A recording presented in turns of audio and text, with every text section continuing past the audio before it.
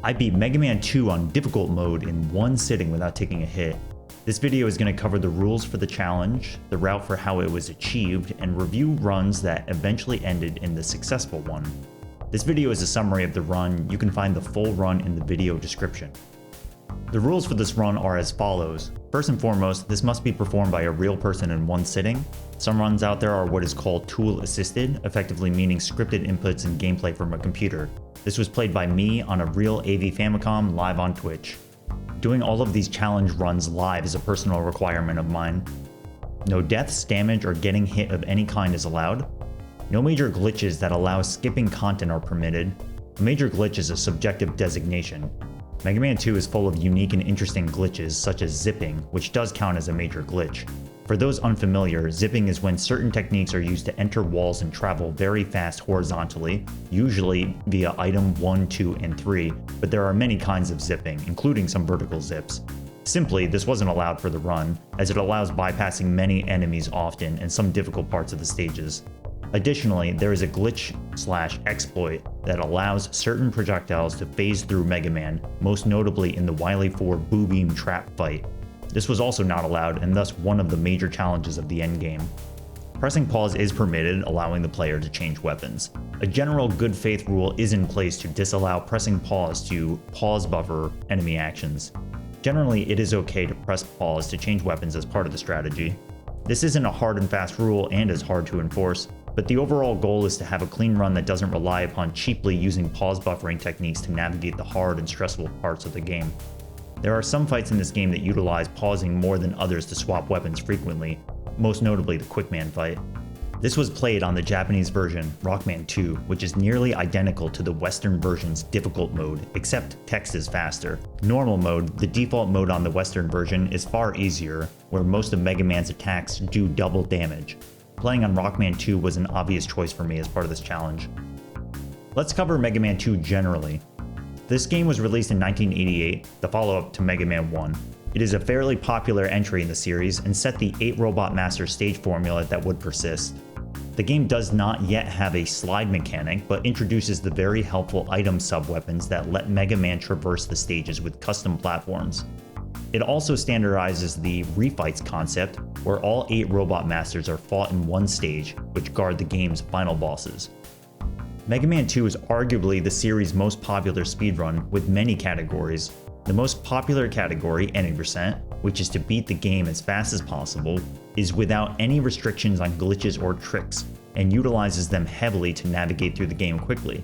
There is a long history of TAS for this game as well, which means tool-assisted speedrunning.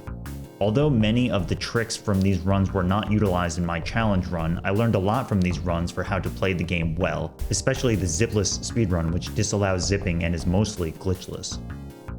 Mega Man 2 is well known for allowing a very flexible Robot Master stage order.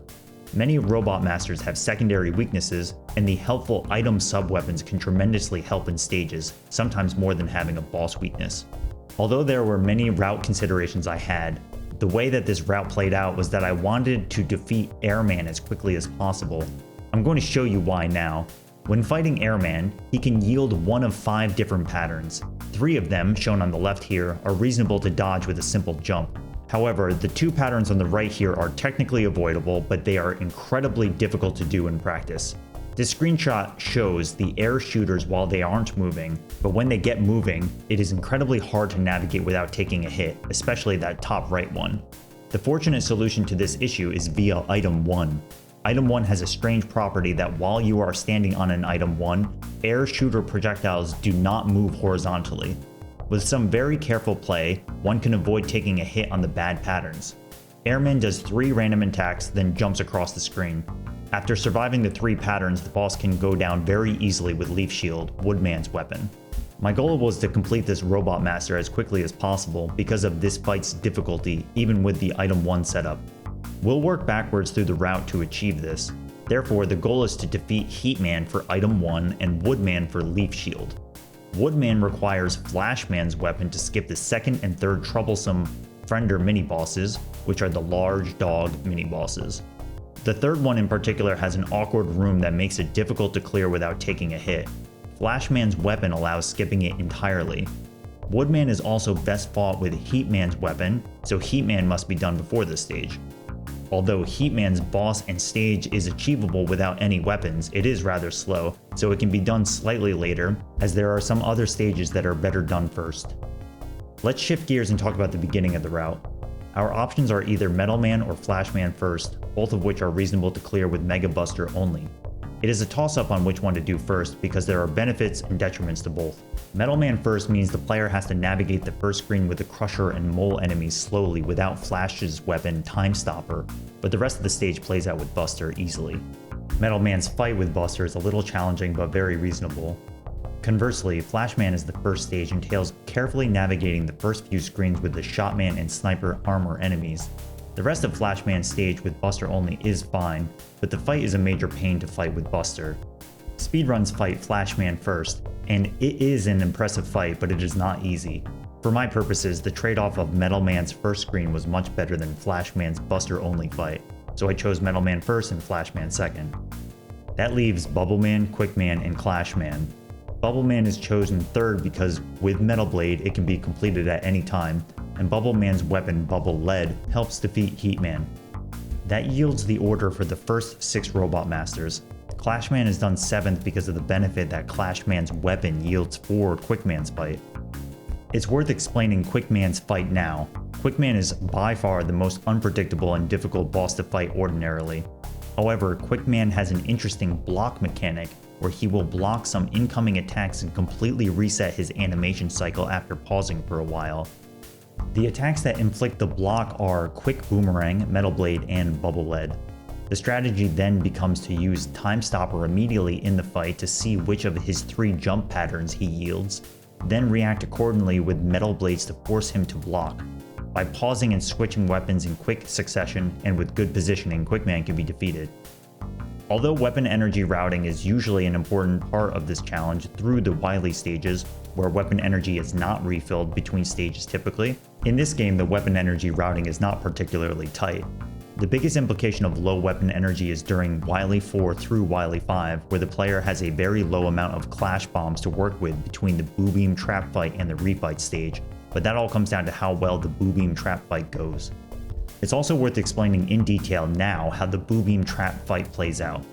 Boo Beam Trap is a notoriously difficult boss fight, where the player has a limited amount of Clash Bomb ammo to work with. As mentioned before, I am not allowing the glitch that allows projectiles to pass through Mega Man, which specifically helps in this fight. With that glitch, this fight is very easy, but with the added challenge, the fight becomes one of the most difficult fights. Before entering the fight, let's explain something happening under the hood of the game. You are now looking at an emulator of Mega Man 2 that shows the projectile hitboxes and some memory address values. There are 4 variables that are associated with Clash Bomb's hitbox, and it happens to be that using Leaf Shield sets all of those values to 4. And the 4th memory address here is often unchanged otherwise, and will stay as the value 4. This yields a Clash Bomb hitbox that is highly beneficial for the boss, as it allows destroying one of the breakable walls immediately in the fight. Without this setup, a very tight window for shooting a Clash Bomb to break both bottom walls would be used. The rest of the Boo Beam fight is cleared by careful Clash Bomb placement and dodging the telegraphed patterns. The refights have a few implications for weapon energy routing, but we will cover that later during the run review.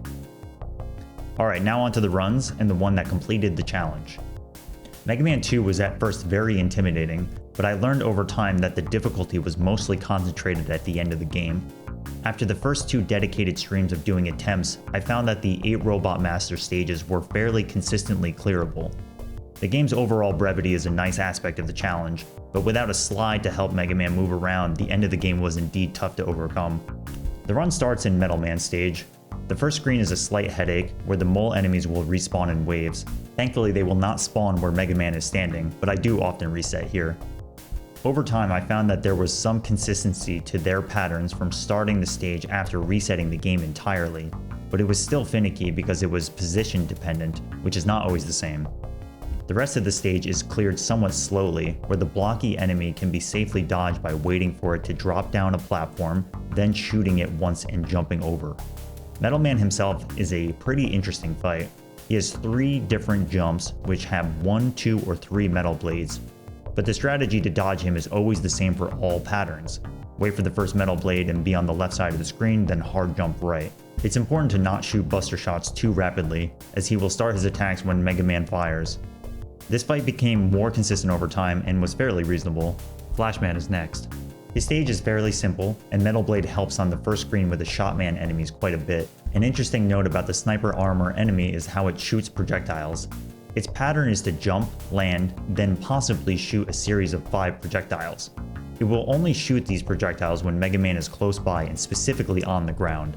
Therefore, if Mega Man can be mid-air while Sniper Armor is landing, no projectiles come out. I used this strategy a few times throughout the run. Flashman's fight is much easier with Metal Blade compared to Mega Buster. Flashman has a quirky AI where he will sometimes jump when Mega Man shoots. 5 Metal Blades are safely connected, then after jumping over him to the right, the final 2 shots finish the fight. Bubble Man is after. I worked on many variations of this first screen to navigate safely around the Kerog enemies. By leaving one small frog on the screen, the big Kerog frog will not respawn 3 new small frogs, even if it's not the same original Kerog, so I carefully keep one alive to avoid new spawns. Metal Blade helps immensely in this stage, where the shrimp-like shrink enemies spawn haphazardly from Anko, the big fish. The fight against Bubble Man is a tricky one. It is a very laggy room, and he can initially fire 1, 2, or 3 bubble lead shots before he starts swimming. 1 or 2 bubble patterns are fairly easy to dodge, but dodging the 3 bubble pattern is very hard. Interestingly, because of this room and the lag, the 3 bubble pattern is handled differently in the refights. In this run I got a 2 bubble pattern here, and Bubble Man goes down to well-timed Metal Blades. Heatman comes after. This stage is very straightforward, and as long as the player knows how to navigate the Yoku block section at the end, it's fairly easy. Flash's weapon Time Stopper helps freeze the Sniper Armor at the end. The route was discussed before, and although getting past this Sniper Armor with no sub-weapons is possible to do Heatman's stage first, this room is made infinitely easier with Time Stopper. Heatman's fight is cleared with Bubble Lead. Heatman will fire first, and the first shot must be dodged with a small hop. Then the boss will cycle either every 30, 60, or 90 frames, which is 0.5 seconds, 1 second, or 1.5 seconds, and then attack. With my setup and Bubble Lead doing good damage, he goes down consistently. Woodman is next. Woodman's stage is cleared mostly with Bubble Lead and Metal Blade. The first Friender mini-boss is taken out with Metal Blade, then Time Stopper is used to disallow the next 2 from spawning. Metal Blade continues to clear out the next few rooms, and the final room with the Cuckoos is navigated by carefully traversing under them when they jump. Woodman is weak to Atomic Fire, Heatman's weapon. This weapon must be fully charged to use, and there's enough ammo for 2 full charges, which defeats the boss. Staying at the left side of the screen and jumping at the right time allows for the leaf pattern to barely be dodged. This fight is mostly consistent, but being a few frames off in either direction of early or late will result in getting hit. Airman is here, our original target stage for early completion. 6th isn't exactly early, but the idea is that all the stages cleared so far lead to this point to allow fighting Airman somewhat safely. His stage is very traversable with the combination of Item 1, Time Stopper, and Metal Blade. The complexity lies in the fight. As explained before, using Item 1 helps with the fight immensely to dodge the 2 hard patterns. My strategy is to preemptively place an Item 1 at the beginning of the first and second patterns. If a bad pattern comes, jump on the Item 1 and pivot, otherwise just dodge normally. The final pattern is the hardest because if an Item 1 is placed but not used, the Item 1 will not despawn in time to swap weapons, where all weapons must be cleared from the screen to open the menu. In essence, this means that if an Item 1 is still active when Airman jumps across the screen, the next wave of wind will push Mega Man into Airman. Once Airman jumps to the other side of the screen and Mega Man is equipped with Leaf Shield, he goes down very fast. This fight, along with Boo Beam Trap, took the most amount of preparation. Clashman comes next. This stage is navigated once again with Item 1 and Metal Blade fairly easily. Leaf Shield helps immensely during the tower climb section. The player can force the PP Bird enemies to spawn either to the left or right based on which direction the player is holding, oppositely. If holding left, the PP will spawn to the right, which forces it to drop an egg off screen. Clashman's fight is rarely a problem, as he will react to Mega Man's actions. Air Shooter cleans up the fight easily here. A note about this fight and his patterns will be made later in the refights. Quickman is the final Robot Master stage. The notorious laser stage is rarely a problem for this challenge. The final screen showcases the sniper armor enemies, which always require careful navigation. The first one is dodged underneath. The second one is in a much tighter corridor, so a fully charged atomic fire nicely takes it out of its armor, then the sniper Joe is jumped over. Quickman himself is a massive pain, but there are tools to deal with him. Time Stopper is used immediately, which does two things. It deals damage during its duration, but it also tells the player which pattern is coming. His high and medium jump patterns are the best, and the low jump pattern is the worst because the player must try to bait Quickman to the left side of the screen. Once Quickman is on the left side of the screen, the aforementioned technique to force him to block is used. In this fight, Clash Bomb is fully available to take him out, but the refights version will be different. Off to the Wily stages. As a reminder, weapon energy will not be restored between stages. Wily Stage 1 is fairly straightforward stage. Item 1 and Item 3 get use, but the Sniper Joe in the corridor must be safely taken out with Buster. The Mecha Dragon boss fight is fought with Buster. He will move back and forth and fire consistently. He opens with one Flame Breath, then moves back and fires a few Flame Breath shots. This fight is routed so that Mega Man jumps to the top platform as the second attack comes out, which forces him to move backwards and up to the top platform, and during this time he won't fire for a while, giving ample time to Buster him down. Wily 2 is an interesting stage, much more complicated than the previous stage. The beginning gives some weapon ammo that can be used to refill Item 3, then Item 2 is used to traverse the spikes. The upcoming corridor is a challenging routing problem. Moles will spawn in this corridor and it is generally very unsafe. However, Leaf Shield is perfect for this as it takes out each mole immediately.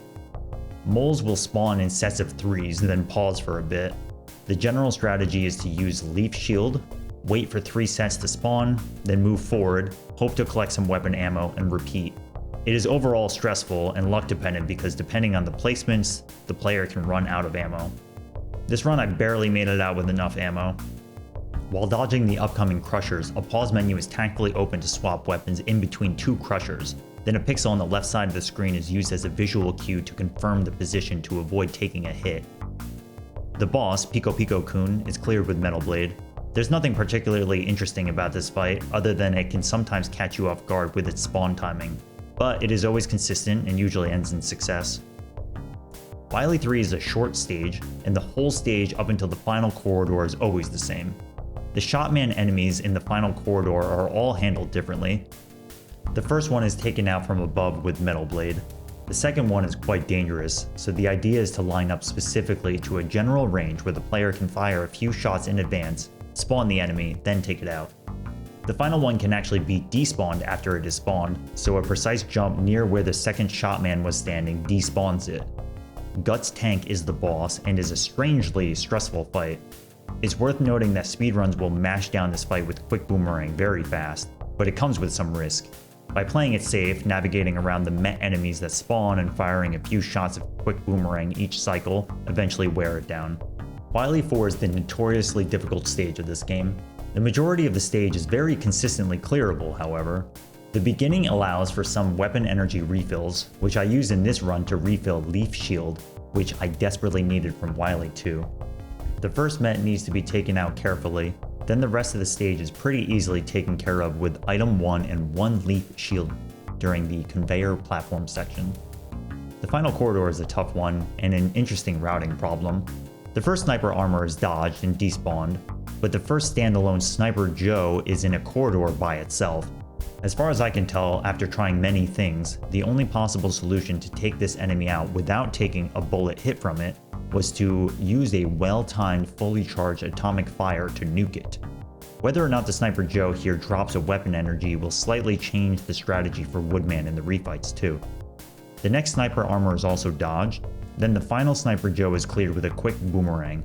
As mentioned before, Leaf Shield is used once again here to set some internal values to influence Clash Bomb's hitboxes, and it's off to Boo Beam Trap. Boo Beam Trap will begin blinking right before it attacks, which is a very important visual cue. And again, we are not allowing the use of the start glitch to allow enemy projectiles to phase through Mega Man, so we must dodge. The strategy is to place an Item 1 immediately and get into place for the first attack. By mashing start and swapping to Clash Bomb for the first attack, the Boo Beam Trap's animation cycle is checked to see generally how many frames to wait before jumping to dodge the first attack. It is very tough. But after the first attack is dodged, the bottom breakable walls and traps are taken out. The second to last Clash Bomb takes out a wall and a trap together, then the boss is defeated.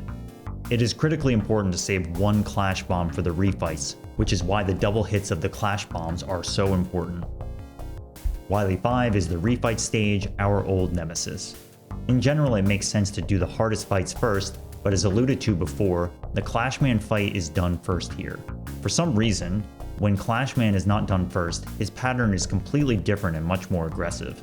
My guess is that it has to do with the internal memory addresses that are not cleared between the refights. In any case, by doing Clashman first, his pattern will be the same as it was in his stage, which is pretty easy. Quickman is next, and the same strategy is used. Quickman gave me a high jump here, the best pattern. The one Clash Bomb remaining is specifically not used in this fight, so Buster is used instead. I lost a damageless run to him here once before. Airman is next, the next hard fight. He gave me one hard pattern that I very closely almost messed up, but I narrowly pulled off the item 1 strategy. Earlier this stream I lost a damageless run to an easy Airman fight, which was tough to stomach. From here, the refights are cleared out without too much surprise. My Woodman fight was a little sketchy, but it worked out. The Wily machine fight is a very particular kind of fight. The first phase is pretty easy to dodge with good timing, but the second phase is, in my opinion, basically impossible to dodge without getting hit. Very thankfully, there exists a technique to end phase 1 and preemptively fire a Clash Bomb into phase 2, which allows the explosion to melt the boss.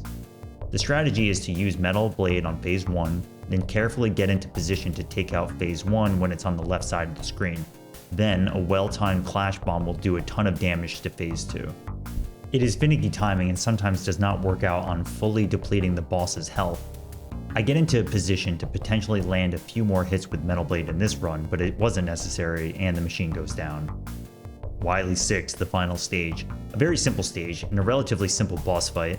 His pattern is on a timer, and although it's not perfectly consistent on the projectiles firing at Mega Man, the timing delay is always the same. Carefully playing around the shots and using Bubble Lead cleans up the fight and finishes the run.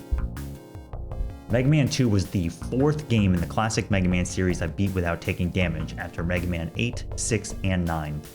Mega Man 2 is a very popular NES game and has a lot of interesting and cool mechanics that make it different from the rest. Despite being an older game, it really does hold up well and it's fun to learn and master this one. I used to casually race this game as a speedrun a long time ago, but the familiarity helped me a bit with preparing. That being said, the challenge still plays out very differently than a speedrun, and it was fun to route and prepare for. That's 4 Mega Man games down and 8 to go in the Classics series. Thank you for watching. If you like this video and the style of the content, please consider subscribing to the channel and let me know your feedback in the comments. See you for the next one.